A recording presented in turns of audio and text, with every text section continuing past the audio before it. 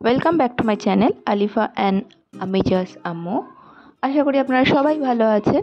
আবার চলে এলাম নতুন একটা ব্লগ নিয়ে। তো আজকে যেখানে এলাম সেটা হলো কলকাতার রাজবাড়ি, যেটা হাতিবাগানে আছে। তো আজকে আমাদের গন্তব্যস্থান হলো এটাই।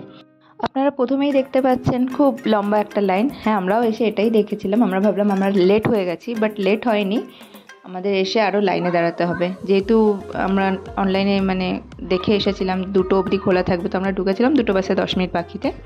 এসেই দেখছি এত লম্বা লাইন। ভাবলাম এত লম্বা লাইন নিশ্চয়ই কোনো সিরিয়ালের ব্যাপার আছে। তাড়াতাড়ি করে আমাদের নামটা এন্ট্রি করলাম। আমাদের নাম হলো 44 নম্বরে।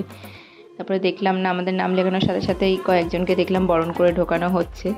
এখানে এই সিস্টেমটাও ছিল। তো লাইনে দাঁড়িয়ে তো সবাই বিরক্তই হয়ে যাচ্ছিলো যে কখন আমাদের নাম্বার আসবে। সবাই এটাই ভাবছিল। আমাদের নাম্বার এসেছিল ঠিক 1 ঘন্টা পরে, 3টে নাগাদ, 3:10-15 নাগাদ আমরা ঢুকতে পেরেছিলাম।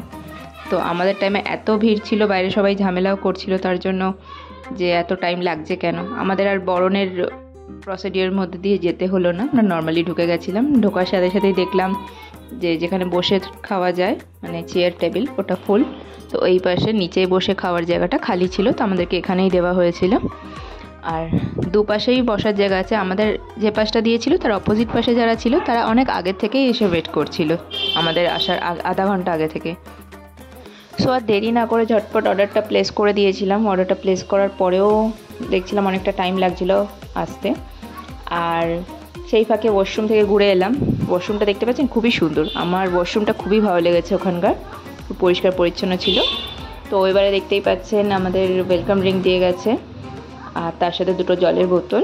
এগুলো অনেক চাইবার পরে দিয়েছিল, কেন কি আমরা মোটামুটি আমাদের খাবার সার্ভ হয়েছিল 1 ঘন্টা পরে, আমরা ঢোকার 1 ঘন্টা পরে। বাইরে তো 1 ঘন্টা দাঁড়িয়েছিলাম, তারপরে আরও 1 ঘন্টা পরে আমাদের খাবার সার্ভ হয়েছিল। এক তো রাশ, তারপরে সার্ভিসটাও খুবই খারাপ, তাড়াতাড়ি ওরা দিতে পারছিল না। হয়তো অনেক ভিড় হয়েছে সেই জন্য হতে পারে। আর আমাদের অপোজিট দিকে ওরা তো অনেক আগে এসে গেছিলো, তাই জন্য ওরাও 1 ঘন্টা পরেই পেয়েছে হিসাব মতো। তারপরে আমাদের স্টার্টারটা চলে এলো। আমাদের স্টার্টারে আমরা অর্ডার করেছিলাম ফিশ ফ্রাই আর গন্ধরাজ চিকেন। ফিশ ফ্রাইটাও খারাপ ছিল না, ভালোই ছিল, মোটামুটি মোটাই ছিল, মোটাসোটা দেখতে, দামটাও মোটাসোটাই ছিল। আর ফিশ ফ্রাই যে ওপরে কোটিংটা অনেক পাতলা ছিল, আর ভেতরে ফিশটাও অনেক ফ্রেশ। আর গন্ধরাজ চিকেনটাও ভালো ছিল, কিন্তু গন্ধরাজ চিকেনের থেকে ফিশ ফ্রাইটা বেশি ভালো ছিল। এই যে দেখতে পাচ্ছেন, একটা পিকচার নিয়েছিলাম কতটা মোটা ভেতরে মাছের ফিলিংটা। নেক্সট আমাদের মেন কোর্স চলে এলো। মেন কোর্সে আমরা 2টো মাটন থালি অর্ডার করেছিলাম, পোলাও মাটন থালি। আর একটা থালির মধ্যে একটু চেঞ্জেস রাখা হয়েছিল। পোলাওর বদলে সাদা ভাত ছিল, আর মাটনের বদলে ছিল হচ্ছে ফিশ, যেহেতু আমি মাটন খাই না সেই জন্য। তো এই 2টো থালির মধ্যে এটাই ডিফারেন্স ছিল। থালি সেমই ছিল, আইটেমও সব সেম ছিল। তো দেখতেই পাচ্ছেন কি সুন্দরভাবে সাজিয়ে দিয়ে গেছে। আলুর দম, শুক্তো, চাটনি, পাঁপড়, চাটনি, পায়েস, আর এই 2টো আইটেম শেষে দিয়ে গেছিলো। তো কী কী আইটেম ছিল একবার বলে দিই আপনাদেরকে। ভাত, আলু ভাজা, ছানার ডালনা, আলুর দম, শুক্তো, আর ভেটকি ভাপা। তারপরে ছিল পায়েস আর চাটনি, পাঁপড়। আর যারা ভেটকি ভাপাটা খাবে না তাদের জন্য মাটন ছিল, মাটনের বদলে ভেটকি ভাপাটাই এসেছিলো। আর তার সাথে তো ওয়েলকাম ড্রিঙ্কস ছিল। এই থালির মধ্যে এইগুলোই ছিল।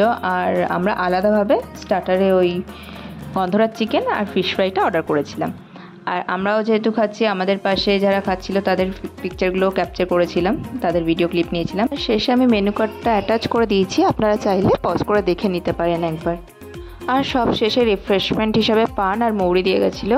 আর আমাদের বিলটাও দিয়ে গেছে, সেটার অ্যামাউন্ট ছিল 1614। ঠিকঠাকই ছিল প্রাইস, বাট আমার সার্ভিসটা এতটা ভালো লাগেনি বাকি জায়গার থেকে, বাকি আরও যেসব বাঙালি রেস্টুরেন্টে খেয়েছি। আপনারা চাইলে আসতে পারেন, কিন্তু আমি সেইভাবে রেকমেন্ড করব না আসার জন্য যে আসতেই হবে, খুবই ভালো এমন কিছু আহামরি ছিল না, তো অ্যাভারেজ। আর যেটা সবসময় বলে থাকি, ভালো লাগলে লাইক, কমেন্ট, শেয়ার আর সাবস্ক্রাইব করতে ভুলবেন না। থ্যাংক ইউ পুরো ব্লগটা দেখার জন্য।